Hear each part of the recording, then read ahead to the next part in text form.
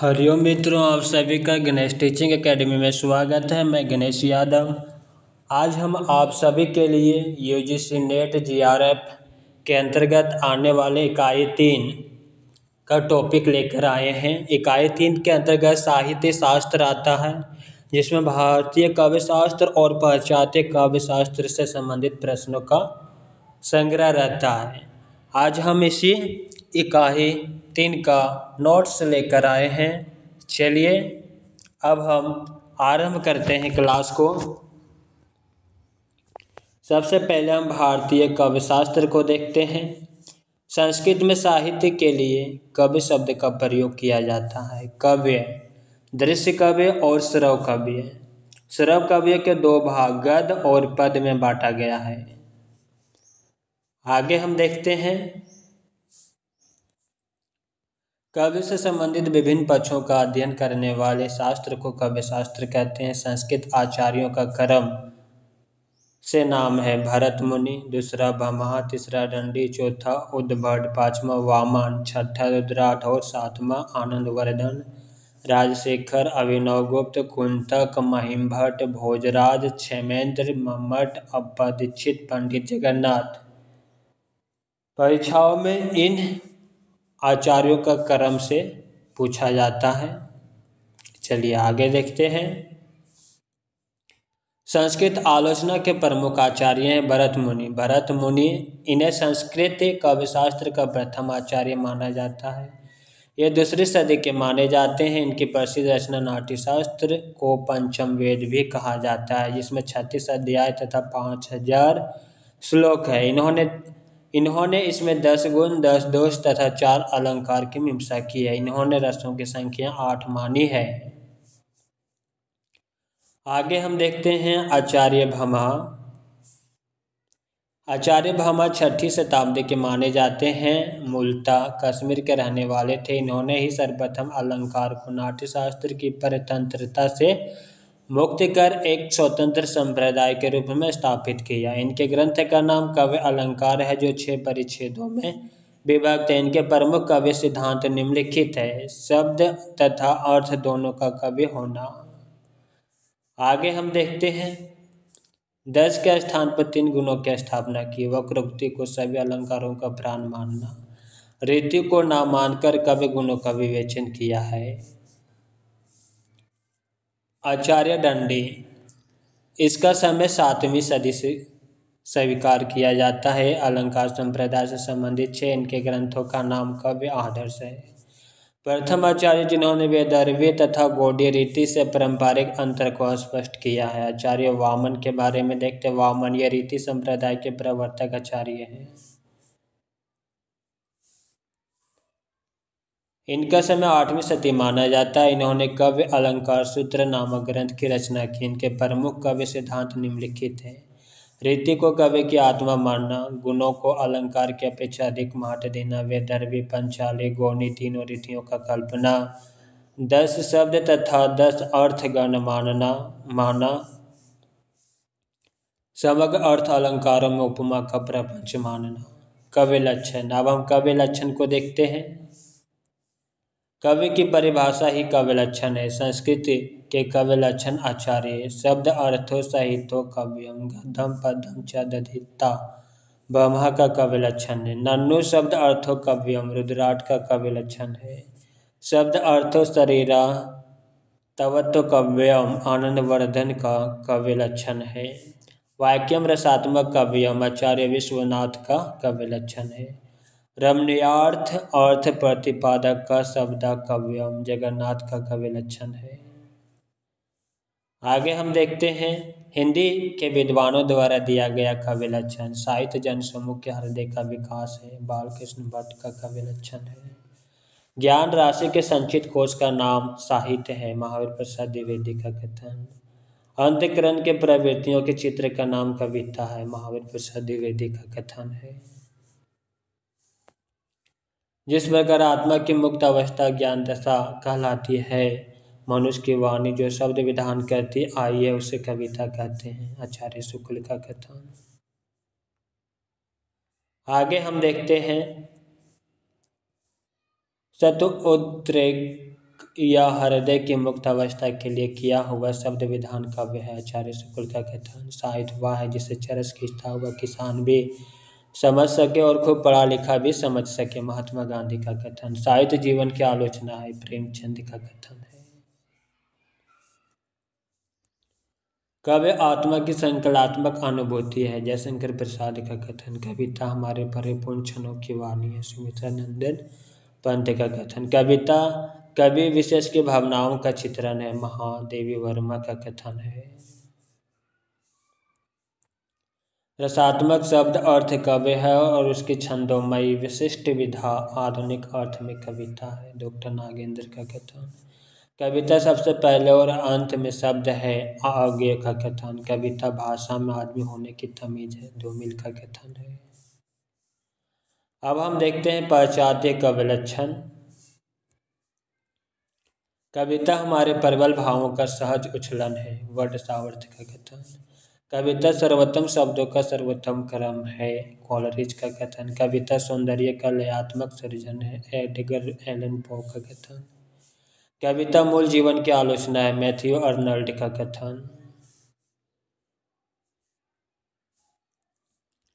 हमारे सबसे मधुर गीत वही है जो हारे सर्वाधिक विषादपूर्ण विचारों की अभिव्यक्ति है। बी पी शैली का कथन। काव्य हेतु से तात्पर्य काव्य रचना के कारण से है। काव्य रचना के लिए जरूरी तत्व। बाबू गुलाब राय के अनुसार हेतु का अभिप्राय उन साधनों से है जो कवि की काव्य रचना में सहायक होते हैं। संस्कृत काव्य शास्त्र के मुख्यतः 3 काव्य हेतु को माना जाता है। प्रतिभा, व्युत्पत्ति, अभ्यास। प्रस्ता, आचार्य और काव्य हेतु।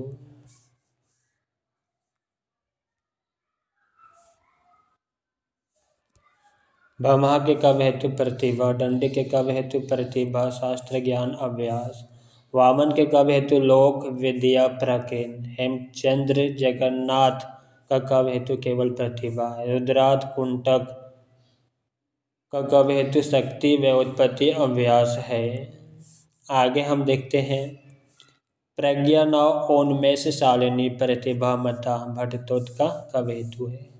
शक्ति कवित्व बीज रूपा संस्कार विशेष सह ममट का काव्य हेतु है। स काव्य घटना अनुकूल शब्द उपस्थिति जगन्नाथ का काव्य हेतु है। रुद्राथ ने प्रतिभा के 2 भेद किए, सहज और उत्पदा। राजशेखर ने प्रतिभा के 2 भेद किए, काल इत्री और भाव इत्री।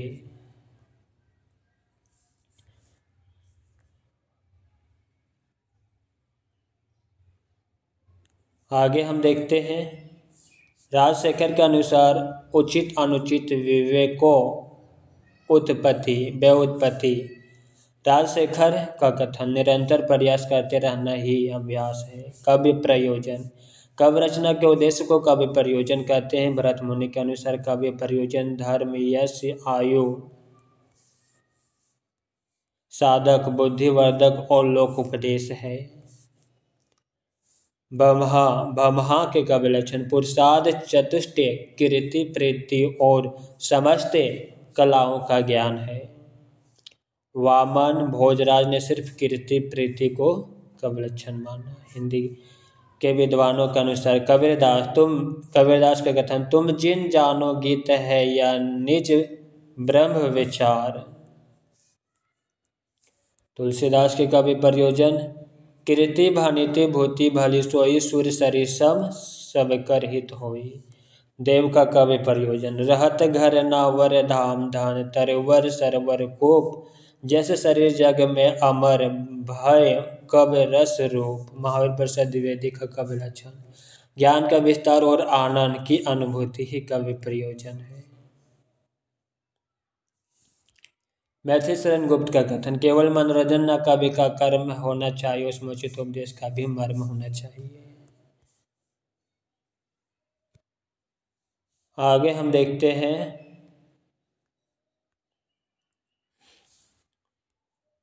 रामचंद्र शुक्ल का कथन। काव्य का अंतिम लक्ष्य जगत के मर्मिक पक्षों का प्रत्यक्षीकरण करके उनके साथ मनुष्य हृदय का सामंजस्य प्रतिस्थापन है। हजारी प्रसाद द्विवेदी का कथन। मानव कल्याण। अब हम रस संप्रदाय को देखते हैं। साहित्य पढ़ने, सुनने या देखने में जो आनंद प्राप्त होता है उसे रस कहते हैं। यह संस्कृत कवि शास्त्र का सर्वाधिक प्राचीन संप्रदाय है, जिसके प्रवर्तक के रूप में भरत मुनि का नाम लिया जाता है। रस में उत्पत्ति परक अर्थ आस्वाद है। रसयते आस्वादे इति रसा। रस के अंग, यहाँ पर हम रस के अंग को देखते हैं। रस के अंग अस्थायी भाव, विभाव, अनुभाव और संचारी भाव। विभाव के दो खंड है, आलंबन और उद्दीपन। अनुभाव के चार खंड, कायिक, वाचिक, आहार्य और सात्विक। अस्थायी भाव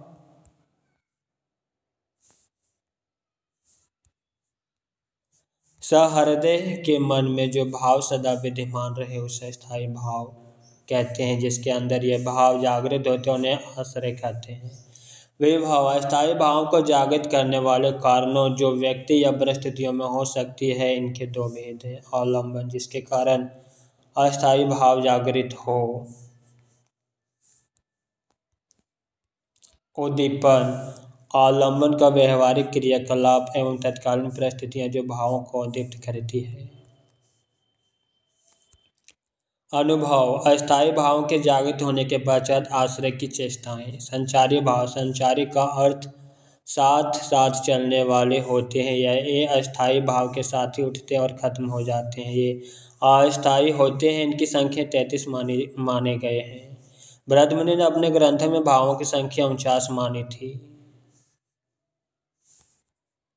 जिसमें 8 अस्थायी भाव, 8 सात्विक और 33 संचारी भाव। रस के भेद रसों की संख्या 8 मानी गई है, जिसमें समय समय पर आचार्य वृद्धि करने का मत प्रस्तावित करते रहे। भरत मुनि ने 8 रसों का उल्लेख किया है।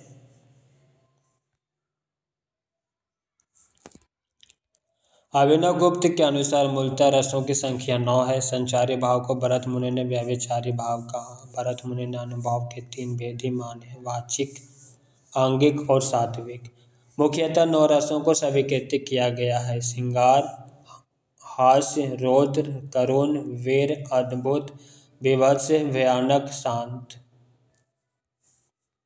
आगे हम देखते हैं, जब अनुकूल भाव वाले भिन्न भिन्न रस एक दूसरे के आस्वादन में सहायक बनते हैं तो रस मैत्री, और बाधक बने हैं तो यह रस विरोध कहलाते हैं। श्रृंगार रस का संबंध कौशिकी वृत्ति तथा अद्भुत रस का भारतीय वृत्ति से है। रस निष्पत्ति से तात्पर्य है काव्य आस्वाद की प्रक्रिया से है। आगे हम देखते हैं रस सूत्र का पर प्रभाव डालने वाले दर्शन, उनकी व्याख्याएं। भट्टलोलट का उत्पत्तिवाद मीमांसा। निष्पत्ति का अर्थ उत्पन्न करने से इनके सिद्धांत को उत्पत्तिवाद कहा गया। इनके मत के अनुसार अस्थायी भाव अपरिपक्व होता है, किंतु वह विभाव, अनुभव और संचारी भाव के संयोग से परिपक्व हो जाता है। परिपक्वता को प्राप्त अस्थायी भाव ही रस कहलाता है। इनके अनुसार रस मूलतः वास्तविक, ऐतिहासिक, पौराणिक चरित्र, अनुकार्य, राम आदि में होता है। श्री शंकु का अनुमितिवाद न्याय। इन्होंने रस और विभाव आदि के बीच अनुमाप्य, अनुमापक संबंध माना है। सामाजिक अपनी वासना से नट पर राम आदि का अनुमान करते हुए उस रस को प्राप्त करता है जिसे स्वयं राम आदि ने प्राप्त किया होगा। आगे हम देखते हैं, इन्होंने सर्वप्रथम स्पष्ट सहृदयगत वासना का उल्लेख किया है। इन्होंने अनुमान को सामान्य लौकिक अनुमानों से अलग माना, इसलिए चित्र तुरंग न्याय का आश्रय लिया है। भट्टनायक का भुक्तिवाद संख्या। भट्टनायक ने सर्वप्रथम साधारणीकरण का सूत्रपात किया। इन्होंने काव्य से रस निष्पत्ति के 3 व्यापार माने, अविधा, भावत्व, भोजकत्व। इसके अनुसार श्रव्य काव्य में 3 व्यापार तथा दृश्य काव्य में अंतिम 2 व्यापार होते हैं। आगे हम देखते हैं, अभिनवगुप्त का अभिव्यक्तिवाद शैव से संबंधित है। अस्थायी भाव व्यंग्य है और विभाव आदि व्यंजक इनके संयोग से रस की अभिव्यक्ति होती है। वह ना तो उत्पन्न होता न अनुमेय, वह तो अभिव्यक्त होते हैं। ये प्रत्यक्ष सामाजिक को सौहार्दय नहीं मानते थे, उन्हें ही मानते थे जो रसास्वादन में सामर्थ्य हो। इसके अनुसार रीति आदि अस्थायी भावों की साधारणीकृत विभाव आदि के द्वारा व्यंजित होकर श्रृंगार आदि रस के रूप में अभिव्यक्ति हो जाते हैं। रस लक्षण और उदाहरण। श्रृंगार रस सौंदर्य का अवलोकन करने पर जो लघुतर आनंद प्राप्त होता है उसे श्रृंगार रस कहते हैं। उदाहरण के लिए कंकन किकनी नुपुर ध्वनि, सुनी बोले राम हृदय गुनी, मनाहु मदन दो दोभे दीन्हि, मनसा विश्व विजय की नहीं। हास्य रस। जिस रस में आस्वादन से हंसी के भाव उत्पन्न हो उसे हास्य रस कहते हैं। उदाहरण के लिए चूरन साहब लोग जो खाता सारा हिंद हजम कर जाता। चूरन पुलिस वाले खाते सब काम हजम कर जाते। करुण रस। करुण रस जिस रस के आस्वादन से हृदय में शोक का विवर्भ हो उसे करुण रस कहते हैं। उदाहरण के लिए देखी सुदामा के दीन दशा, करुणा करके करुणानिधि रोए। आगे हम देखते हैं रौद्र रस। जिस रस के आस्वादन से क्रोध प्रकट हो। उदाहरण के लिए सौंप कर मृत दे सेनापति निकट, प्राण किए सबसे उन्होंने यह विकट, भस्म जब माई कर चुकूंगा रिपु नगर, तब पड़ेगी अग्नि इस पिए देह पर।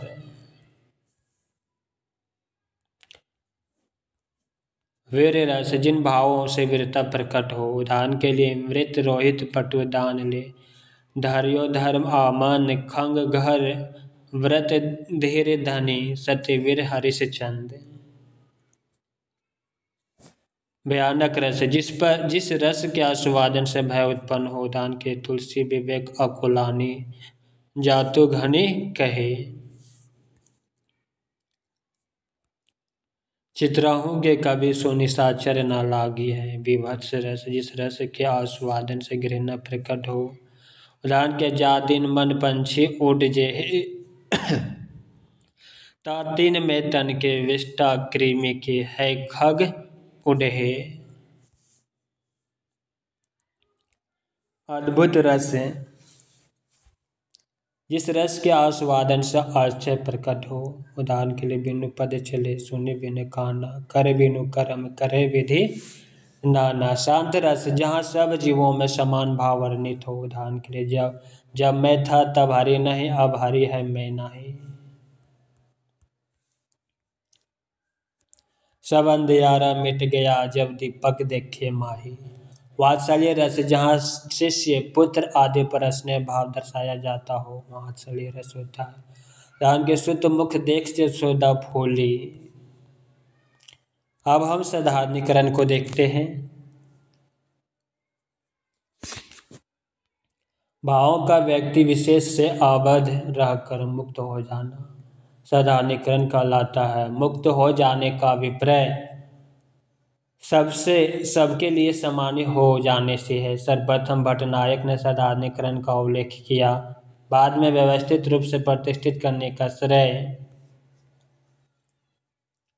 अभिनवगुप्त को जाता है। भट्टनायक के अनुसार भावकत्व के द्वारा विभव आदि का साधारणीकरण होता है। इन्होंने भावकत्व व्यापार को निज मोह संकट निवारणकारी कहा। इन्होंने यह समझाया कि साधारणीकरण भावकत्व व्यापार का एक हिस्सा है और इसे भावकत्व व्यापार की आत्मा कहा जाता है। साधारणीकरण को रसास्वाद से पहले की प्रक्रिया माना। अभिनवगुप्त के अनुसार शब्द और अर्थ की व्यंजना शक्ति के माध्यम से सहृदय को रसास्वादन होता है।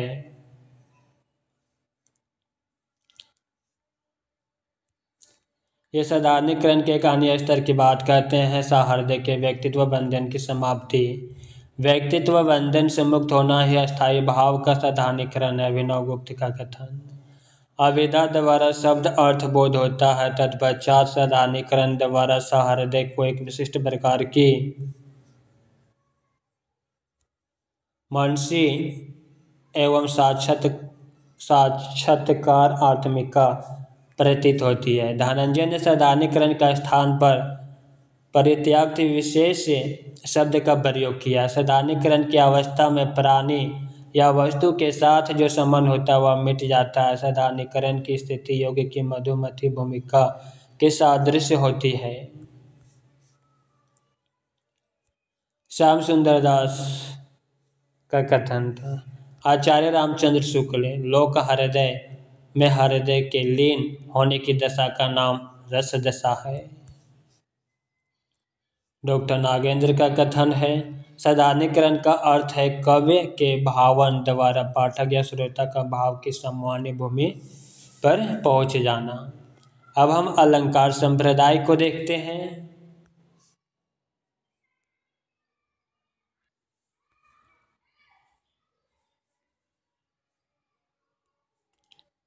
अलंकृत करने वाले साधन से ही अलंकार का सामान्य अर्थ लिया जाता है। आचार्य भामा 6ठी सदी का है, अलंकार संप्रदाय के प्रवर्तक माने जाते। इन्होंने अलंकार को काव्य का अनिवार्य तत्व माना।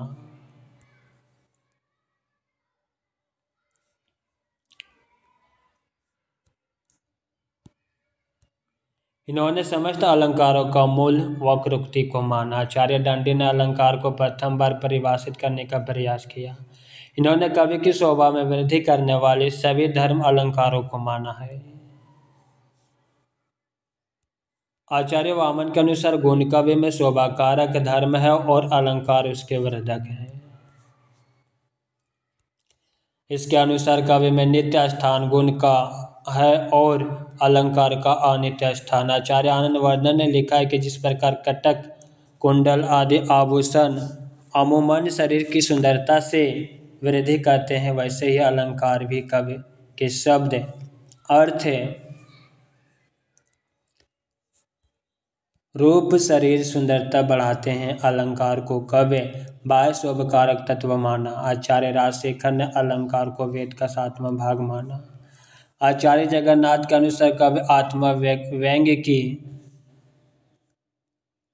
रमणीयता का प्रयोजक ही अलंकार कहलाता है।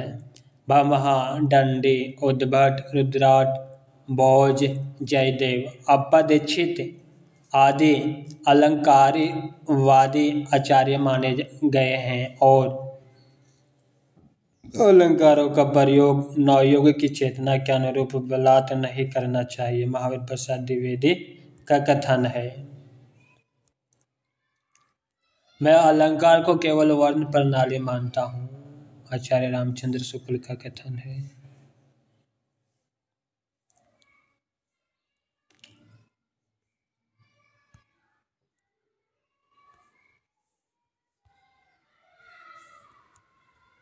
अलंकार केवल वाणी की सजावट के लिए नहीं, वे कवि की अभिव्यक्ति के विशेष द्वार है। पंत जी का कथन।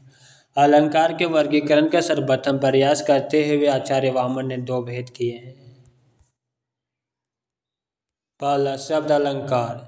शब्द अलंकार के अंतर्गत अनुप्रास, यमक, श्लेष, वक्रोक्ति आदि आते हैं। अर्थ अलंकार के अंतर्गत उपमा, रूपक, उत्प्रेक्षा, असंगति, विरोधाभास आदि अलंकार आते हैं। आगे हम देखते हैं अनुप्रास अलंकार, जहाँ एक समान वर्णों की आवृत्ति बार बार होती है। उदाहरण के लिए सत्य, स्नेहशील, सुख, सागर। यमक अलंकार, जहाँ एक शब्द कई बार आए परंतु अर्थ भिन्न भिन्न हो। उदाहरण के लिए रहमान या निज पेट ते बहुत कहो समुझाए, जो तू अन्न खाए रहे कहे को अन्न खाए। श्लेष अलंकार, जहाँ एक ही शब्द के कई अर्थ लिए जाए। उदाहरण के लिए हितकारी, ऋतुराज, तुम सजद जग आराम।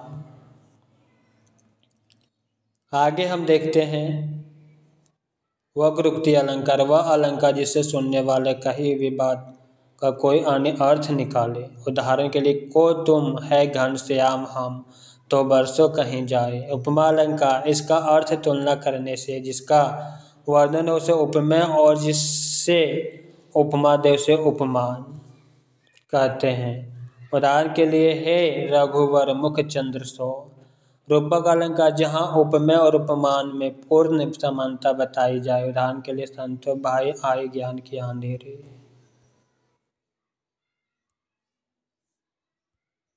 उत्प्रेक्षा अलंकार जहाँ उपमेय की उपमान में बलपूर्वक संकल्पना की जाए। उदाहरण के लिए यह मुख मानो चंद्रमा है। प्रदीप अलंकार इसका अर्थ है उल्टा, उपमान को उपमेय के समान बताते हैं। उदाहरण के लिए यह मुख तो चंद्रमा से भी अधिक सुंदर है। भ्रांतिमान अलंकार जहाँ एक वस्तु को भ्रम के कारण कुछ और समझने का वर्णन हो। उदाहरण के लिए री सखी मोहि बचाय या मतवारे भ्रम सो, दसियो चाहत मुख आय भरम भरो बरिज गुनो। संदेह अलंकार जहाँ सत्य असत्य का निश्चय न होने के कारण उपमेय का एक या अनेक उपमान के रूप में वर्णन किया जाए वो या संशय बना ही रहे कि यह अमुक वस्तु है या अमुक। उदाहरण के लिए तरनी तनुजर तट तमाल तरुवर बहु छाए, किधो मुकुर में लखत उझकी सब निज निज शोभा। आगे हम देखते हैं अतिशयोक्ति अलंकार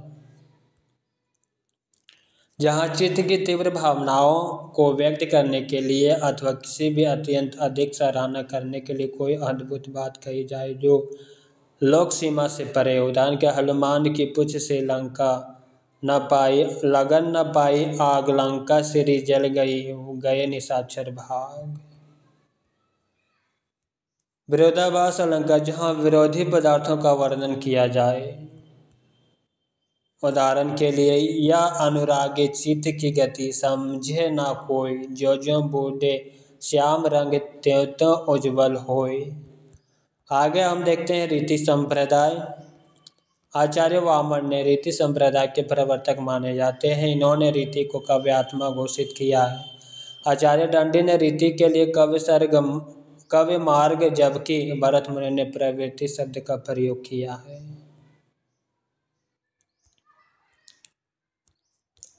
आचार्य वामन के अनुसार विशिष्ट पद रचना रीति। वामन ने रीति के एक अन्य रीति पंचाली को भी शामिल कर उनकी संख्या 3 मानी है।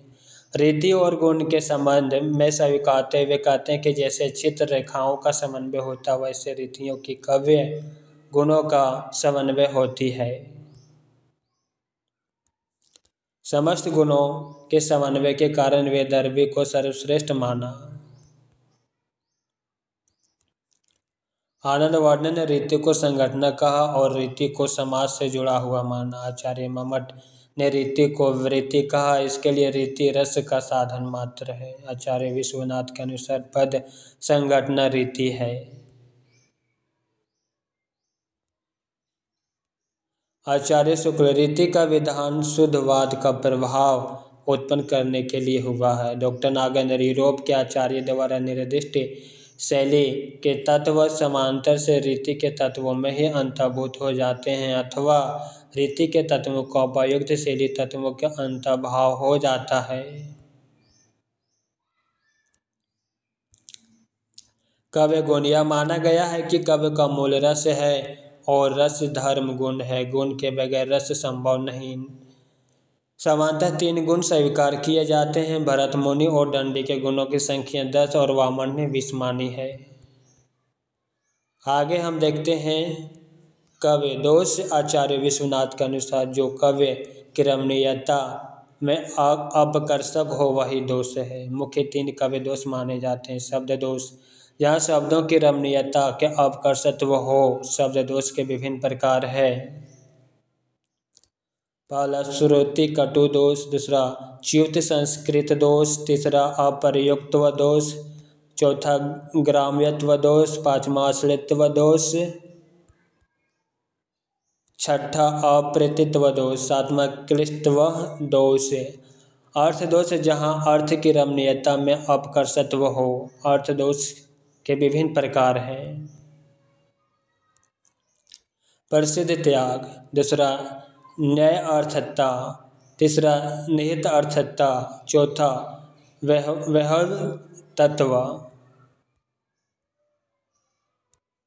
अपुष्ट अर्थत्व पत पतत प्रकर्ष रस दोष, जहाँ रस की रमणीयता में अपकर्षत्व हो। अब हम ध्वनि संप्रदाय देखते हैं। इस संप्रदाय के प्रवर्तक आनंदवर्धन माने जाते हैं। ये मानते हैं कि ध्वनि पर पूर्ववर्ती व्याकरण शास्त्रों के स्फोट का अप्रत्यक्ष प्रभाव है। आनंदवर्धन ने वाच्य अर्थ एवं व्यंग्य अर्थ के संबंध को किसी सुंदर स्त्री के सुंदर अवयव और उनसे फूटते लावण्य तथा दीपशिखा एवं उससे निकलते प्रकाश के उदाहरण के माध्यम से स्पष्ट किया है।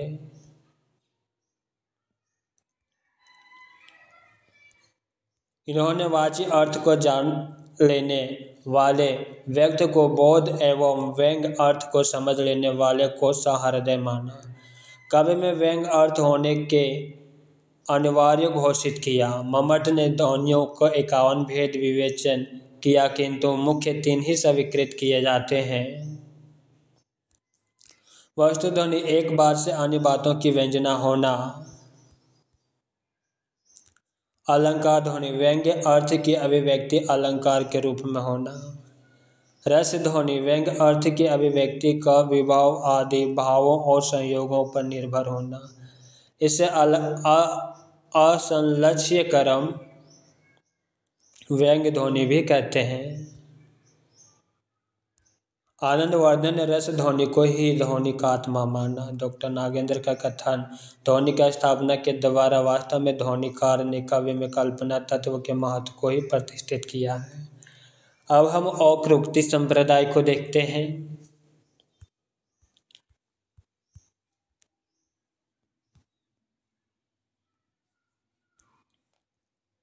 वक्रोक्ति संप्रदाय, इसके प्रवर्तक आचार्य कुंतक माने जाते हैं। इसके अनुसार वक्रोक्ति काव्य आत्मा है, वक्र उक्ति काव्य जीवितम। बाबा ने वक्रोक्ति का अर्थ अतिशयोक्ति माना तथा इसे संपूर्ण अलंकारों का मूल घोषित किया है। दंडी ने स्वभाव उक्ति के अलावा अन्य सभी अलंकारों को वक्र उक्ति का पर्याय माना। दंडी ने संपूर्ण वर्णमय के 2 भेद माने हैं, स्वभाव उक्ति और वक्र उक्ति। वामन सादृश्य लक्षणा वक्र उक्ति। आनंदवर्धन वक्रोक्ति को अर्थ अलंकार मानते हुए वाच्य तथा ध्वनि को व्यंग्य मानते हैं। कुंतक के अनुसार वक्रोक्ति काव्य का अपूर्व अलंकार है। वक्रोक्ति विचित्र अविधा है। वक्रोक्ति के मुख्य 6 भेद है। पहला वर्ण विन्यास वक्रता, पद प्राध वक्रता, वाक्य वक्रता, पद प्रवाद वक्रता, प्राकरण वक्रता, प्रबंध वक्रता। महावीर प्रसाद द्विवेदी का कथन वक्रता काव्य का प्राण नहीं है, पर वह उसका बाह्य व्यक्तित्व अवश्य है। आचार्य रामचंद्र शुक्ल का कथन क्रोचे का विव्यंजनावाद भारतीय वक्रोक्ति का विलायती उत्थान है। डॉक्टर नागेंद्र का कथन वक्रता काव्य का अनिवार्य माध्यम है, यह सत्य है, परंतु वह उसका जीवित या प्राण तत्व है, यह सत्य नहीं। औचित्य संप्रदाय, इस संप्रदाय के विद्वानों ने विभिन्न काव्य तत्वों में समन्वय स्थापित करने वाला सिद्धांत माना, इसलिए इसे समन्वयकारी सिद्धांत कहा है। इसके प्रवर्तक आचार्य क्षेमेंद्र हैं। भरत मुनि ने नाट्यशास्त्र में नाट्य तत्वों के लोक सिद्ध होने और आचार्य भामह ने महाकाव्य के लिए लोक स्वभाव मुक्त होने की कसौटी रखकर औचित्य का मूल स्थापित किया। डॉक्टर सत्यदेव चौधरी का कथन रुद्रार्थ ने संभवतः सर्वप्रथम औचित्य शब्द का प्रयोग करते हुए यह कहा, कवियों में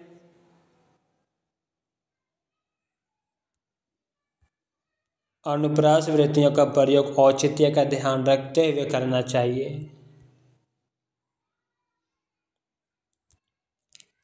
आनंदवर्धन ने औचित्य का विशद उल्लेख करते हुए उसे 6 प्रकार बताए। रस औचित्य, अलंकार औचित्य, गुण औचित्य, संघटना औचित्य, प्रबंध औचित्य, रीति औचित्य।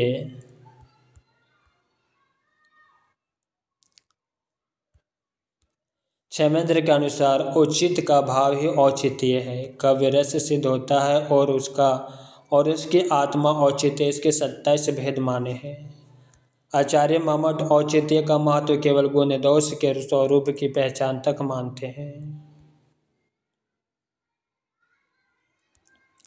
डॉक्टर नागेंद्र औचित्य को रस के संदर्भ में विवेचित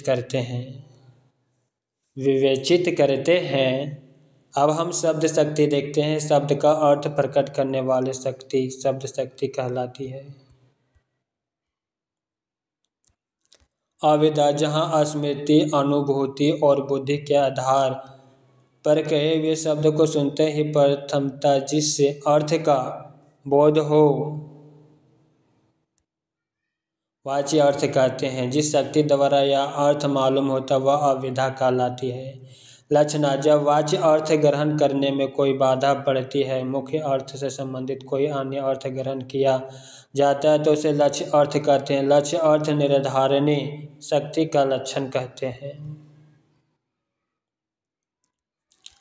इनके दो भेद हैं। पहला रुद्र रचना, जहाँ मुख्य अर्थ ग्रहण करने में कवि या लोक परंपरा के कारण रुकावट पड़े रूढ़ा लक्षण होती है। उदाहरण के लिए फूली सकल मन कामना, लुटियो अगणित चैन।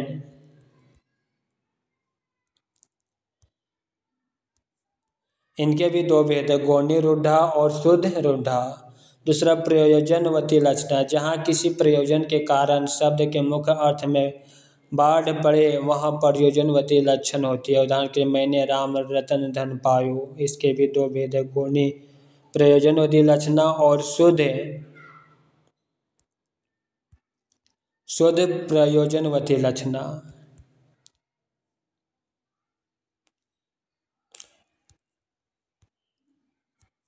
अब हम व्यंजना वाच्य अर्थ और लक्ष्य अर्थ के अतिरिक्त जिस अद्भुत अर्थ का बोध होता है उसे व्यंग्य अर्थ है या व्यंजना अर्थ कहते हैं। इसके दो भेद है, शाब्दिक व्यंजना और अर्थी व्यंजना। शाब्दिक व्यंजना जहाँ व्यंजना शब्द पर निर्भर होती है शाब्दिक व्यंजना कहलाती है। अर्थी व्यंजना जहाँ व्यंजना अर्थ पर निर्भर होती है वह अर्थी व्यंजना कहलाती है। आगे हम देखते हैं पाश्चात्य काव्यशास्त्र के लेखक का जन्म तिथि और उनकी पुस्तकें।